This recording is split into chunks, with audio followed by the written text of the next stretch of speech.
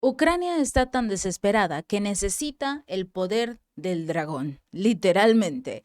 Está empezando a desplegar drones de la era soviética, drones que utilizaban aquellos que estaban bajo el mando de este señor con el bigotito alemán. Por supuesto, vamos a ver las reacciones que tendrá Rusia ante este tipo de despliegues de drones dragón que utiliza Ucrania y también hablaremos acerca de la Unión Europea que se está preparando para castigar a Eslovaquia. ¿Podría congelar miles de millones de euros?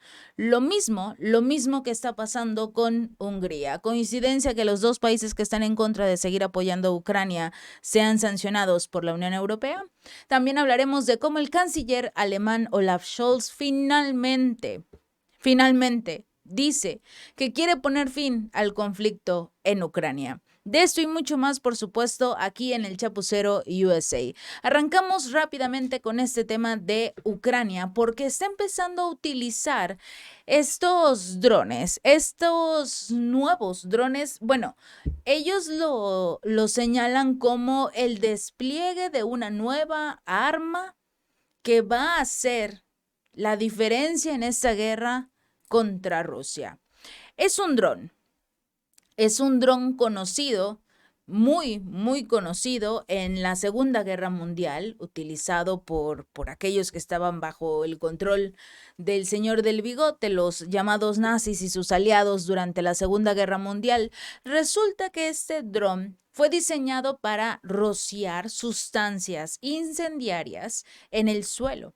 Y esto podría provocar no solo ese mismo tema de los incendios, sino también causar daños tanto a las personas como al equipo militar. Bueno, eso pasaba durante la Segunda Guerra Mundial. Obviamente Rusia sabe lo que hacían estas armas, estas municiones. El Ejército Rojo obviamente logró hacerle frente a los nazis durante la Segunda Guerra Mundial, pero a pesar de todo esto, estamos observando cómo Ucrania dice, bueno, en su momento les funcionó. Vamos a ver qué tal nos va con estos llamados drones dragón. Aunque los medios de comunicación occidentales afirman que estos son utilizados con una mezcla de polvo de aluminio y óxido de hierro, también conocido como termita. Hubo un analista militar ruso, Alexei Leonkov, que precisamente daba a conocer que estos drones probablemente no solo tengan lo que se utilizó durante la Segunda Guerra, el polvo de aluminio y el óxido de hierro.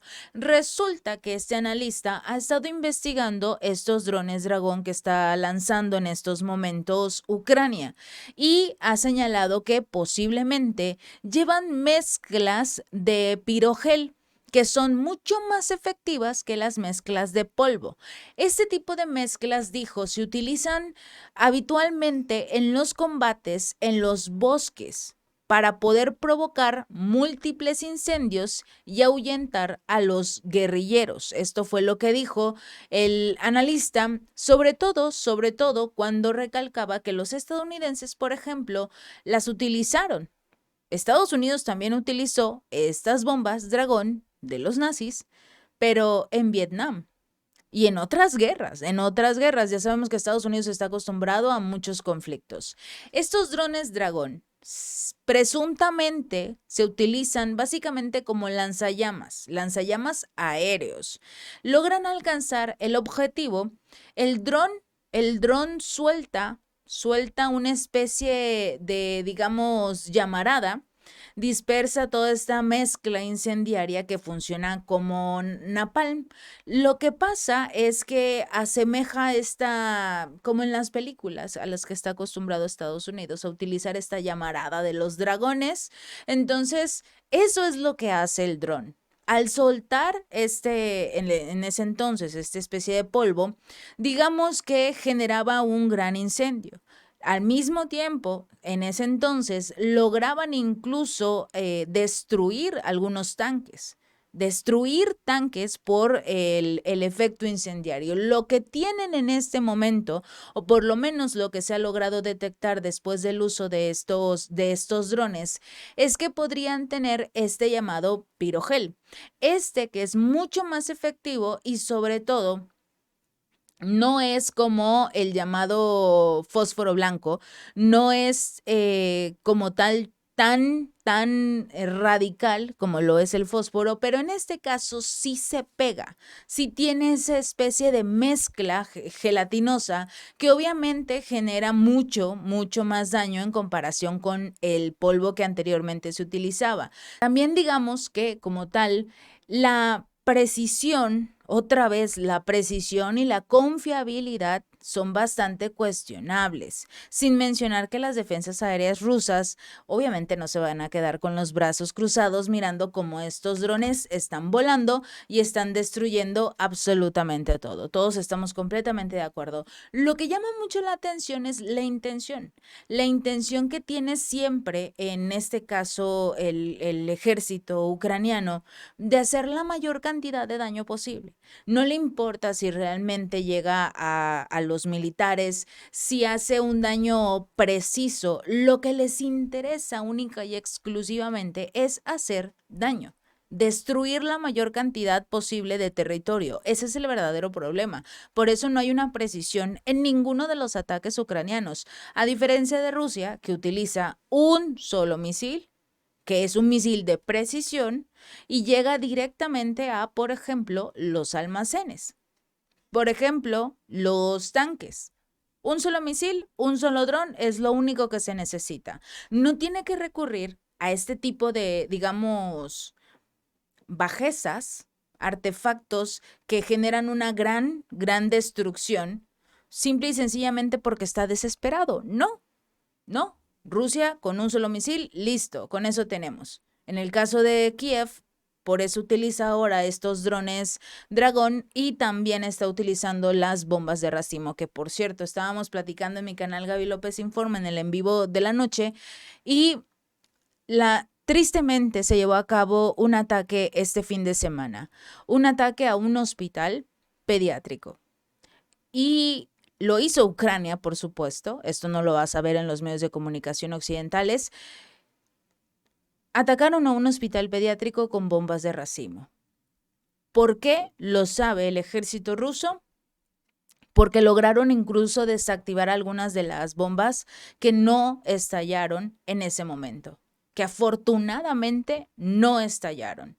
Porque recordemos que tienen ese pequeño detalle las bombas de racimo, que una vez que se sueltan, no hay garantías de que todas van a explotar al mismo tiempo o que cuando caen vayan a explotar. Algunas se quedan por años incluso. Por eso son ilegales, porque no hay un control. Nuevamente, la falta de precisión al momento de realizar los ataques por parte de Zelensky. No le importa el daño, porque con las bombas de racimo llegaron incluso a hacer un daño en este hospital pediátrico donde había 20 personas en su interior, incluyendo por supuesto a niños. Y esto no les interesa, simple y sencillamente lanzan las bombas y si hacen daño, bien por ellos.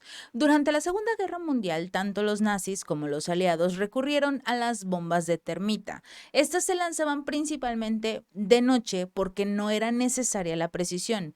Las municiones incendiarias obviamente provocaron daños masivos en muchas ciudades durante este conflicto, sobre todo porque su uso a menudo provocaba grandes incendios que no se podían controlar independientemente de si lograban alcanzar el objetivo o no.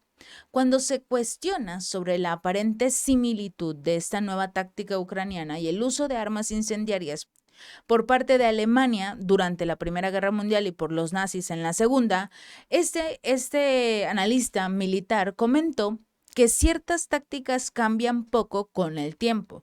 También está el tema del uso indiscriminado de mezclas incendiarias. Por ejemplo, los estadounidenses fueron los primeros, después los nazis, en utilizar estas mezclas incendiarias en masa. Por ejemplo, en Vietnam utilizaron napalm para incendiar a los pueblos y los bosques y campos circundantes. ¿Y quién entrena a los ucranianos? los estadounidenses. Así que no es ninguna sorpresa que estén utilizando este tipo de municiones, ya sean los drones Dragón o, en este caso, las bombas de racimo. Lo único que les importa es hacer todo el daño posible, absolutamente todo el daño posible, con tal de seguir creyendo que van ganando. Pero bueno. Nos vamos rápidamente hasta la Unión Europea. Resulta que la Unión Europea sigue adelante con su intención de retener los fondos para este país, Eslovaquia, como represalia por la destitución de un fiscal especial contra la corrupción en Bratislava. Fue una reciente ronda de las reformas del Código Penal, la cual obligó a Eslovaquia a eliminar, a destituir a este fiscal contra la corrupción. El primer ministro Robert Fico ha acusado a Bruselas de parcialidad política porque están defendiendo a este fiscal contra la corrupción. Si no está haciendo bien su trabajo, pues por algo lo están corriendo. No quiere decir que sea una especie de cómplice, todo lo contrario. Según fuentes citadas por Bloomberg, la Comisión Europea está considerando varias opciones para poder penalizar financieramente a Bratislava. Una propuesta implicaría un llamado mecanismo de condicionalidad. Este le permitiría congelar parte de los 12.800 millones de euros que son asignados a Eslovaquia en el marco del programa de cohesión de la Unión Europea. Bruselas también podría recuperar la totalidad o parte de los 2.700 millones de euros en las subvenciones para el COVID-19 que Eslovaquia ha recibido por parte del bloque. Les obligaría a pagar. A ver, estos 12.800 millones de euros son precisamente la misma cantidad de recursos que no le quieren dar a Hungría. Este programa de cohesión de la Unión Europea es el que se utiliza precisamente como una especie de guardadito, en el cual cada uno de los países le entrega ciertos recursos económicos a la Unión Europea y después de un periodo de tiempo les entregan esos recursos para que el país pueda tener mayores oportunidades de inversión, tener obra pública, tener todo lo que necesita un país, porque se supone que lo estás haciendo con la firme intención de recuperarlo para el beneficio de tu nación y al mismo tiempo, cuando otro país lo necesita con urgencia, sabes que están los recursos, que más adelante te van a tocar a ti nuevamente. En este caso, la Unión Europea con esto chantajeó a Hungría. Recordemos que cuando querían que Finlandia formara parte de la OTAN, le dijeron a Hungría, te vamos a dar 2.000 millones de euros de tus recursos que te tenemos aquí congelados. Y aprobaron a lo que era Finlandia para formar parte de la OTAN, porque Hungría como tal y no es como tal una especie de soborno, sino que es un país de la Unión Europea que ya cuenta con esos recursos. Lleva, si no me equivoco, más de 1 año y medio con los recursos congelados y obviamente son recursos que ya le tocaban de este programa. Ya tenían contemplados estos recursos y obviamente los necesita Hungría. Bruselas lo que hizo fue aprovecharse de la ocasión y le dijo a Hungría otra vez, ¿quieres más recursos? Bueno, acepta a Suecia para formar parte de la OTAN y le dieron otros 4.000 millones de euros. Cada vez que la Unión Europea necesita aprobar algo, casualmente le entregan recursos a Hungría.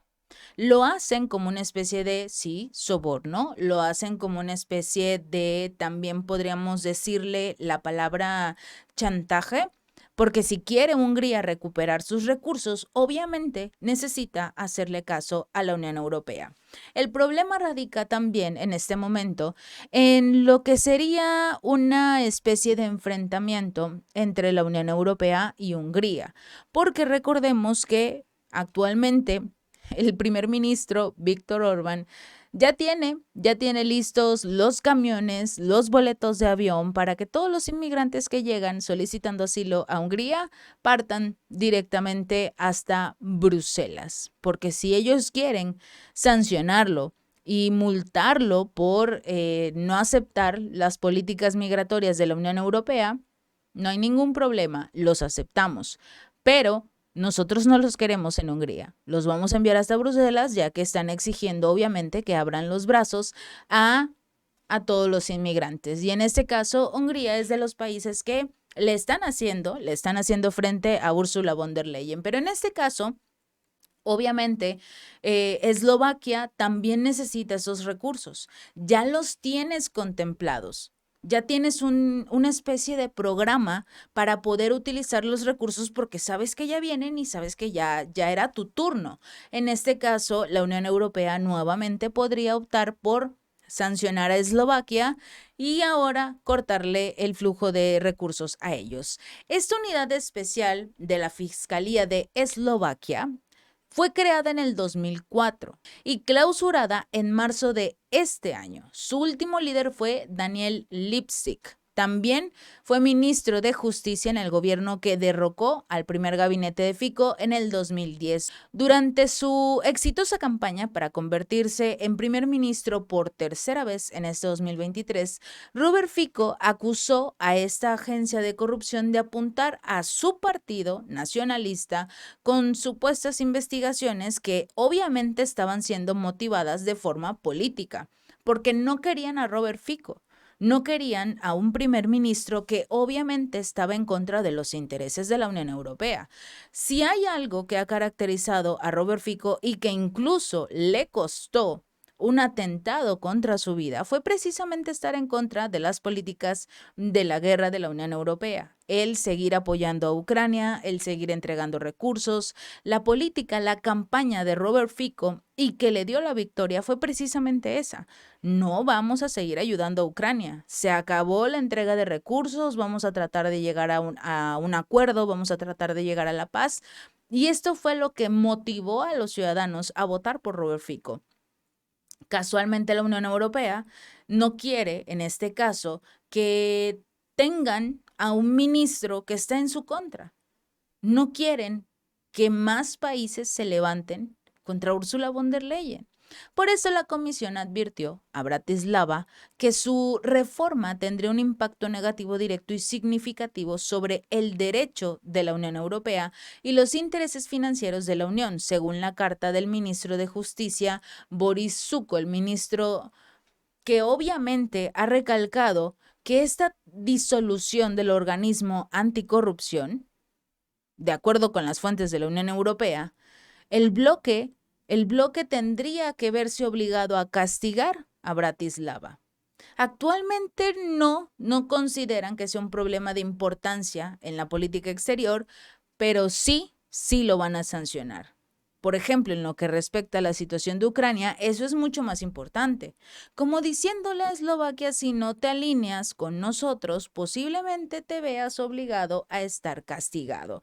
Y llama mucho la atención, sobre todo porque en este caso están molestos en la Unión Europea, Ursula von der Leyen, porque están eliminando al fiscal especial anticorrupción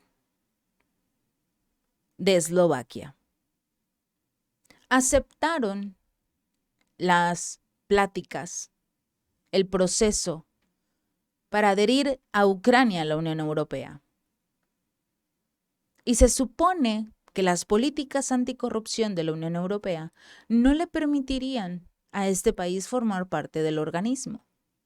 Por eso no lo habían aceptado, porque se habían detectado varios casos de corrupción en Ucrania. El último caso, de hecho, llamó muchísimo la atención, porque una persona, la que estaba encargada de la política exterior directamente de la Unión Europea, la eliminaron de ese cargo por acusaciones de corrupción. Y en lugar de que Zelensky la despidiera, como obviamente uno haría cuando detecta un caso de corrupción o ves que tu funcionario está siendo acusado de corrupción directamente, por sentido común lo haces. Pero Zelensky no. Zelensky la premió y ahora es ministra de Justicia. En un país que la corrupción está bien vista, porque así lo dijo incluso uno de los asesores de Zelensky, es aceptada incluso se impulsa a ella, porque para Ucrania, o por lo menos para Mikhail Podolyak, el asesor de Zelensky, en Ucrania aceptan la corrupción. ¿Con qué cara vienes y cuestionas a uno de los funcionarios o uno de los líderes de tu organismo que no tiene nada que ver con la corrupción? Están señalando una investigación contra un fiscal porque está realizando actos políticos en contra del actual gobierno. Y vas a aceptar a un país que impulsa la corrupción, que la valida. Pero bueno, así funciona la Unión Europea. Y finalmente, hablando de esta guerra y empezar los rechazos, resulta que el canciller alemán Olaf Scholz ha pedido, digamos que poner fin al conflicto entre Ucrania y Rusia. Ya tiene una especie de renovado esfuerzo por poner fin a la guerra, ya no le interesa el conflicto, o eso es lo que está tratando de hacerle creer a los ciudadanos. ¿Por qué? Porque ya no es una persona bien recibida entre los ciudadanos, entre los próximos votantes, y su partido está preocupado. Y Olaf Scholz no tiene más remedio que decir, necesitamos detener la guerra. De hecho, hizo estas declaraciones en una entrevista con la cadena estatal ZDF, emitida este fin de semana. Creo que ahora es el momento de discutir cómo llegar a la paz a partir de este estado de guerra, incluso a un ritmo más rápido. Podemos aprovechar que ya tenemos a una Ucrania que ha entrado a la región de Kursk, que ha estado realizando ataques con los drones Dragón, que ha estado realizando ataques en otras regiones rusas, que está tomando el control, que lo platicábamos de hecho en uno de los en vivos de mi canal Gaby López Informa, que esta era la imagen que nos iban a vender. Una Ucrania poderosa, una Ucrania que ya entró a Rusia, una Ucrania que puede seguir luchando todo el tiempo que quiera. Pero Ucrania ya no quiere luchar. Incluso el propio Zelensky lo dijo este fin de semana, que ya tenía la intención de acercarse a buscar un acuerdo de paz, que incluso estaba considerando invitar, hasta eso se da el lujo, de considerar invitar a unos representantes de Rusia para la próxima cumbre de la paz, porque él siente que sería necesario quizás tener la presencia de Rusia en la próxima cumbre de la paz. Pero en este caso, recordemos que Rusia ya dijo que no va a dialogar. A pesar de su, digamos, rechazo para brindar ayuda militar a Ucrania al inicio del conflicto, Berlín se convirtió en uno de los principales aliados de Kiev. Alemania ha suministrado a este ejército ucraniano diversos dispositivos, los tanques Leopard 1 y 2, vehículos de combate de infantería, le ha entregado municiones, armas y lo que desee Zelensky. Scholz, que quiere alcanzar la paz en Ucrania lo antes posible, sigue luchando con diversos problemas internos. Según una encuesta publicada por la cadena ZDF, donde lo entrevistaron precisamente, un 77% de los alemanes considera que Scholz es un líder débil. El 77% de los alemanes lo llama débil. Solo el 17% habla de forma positiva. Ni siquiera dijeron si era muy agradable o medio agradable, de forma positiva, por lo menos no lo rechazan en sus cualidades de líder.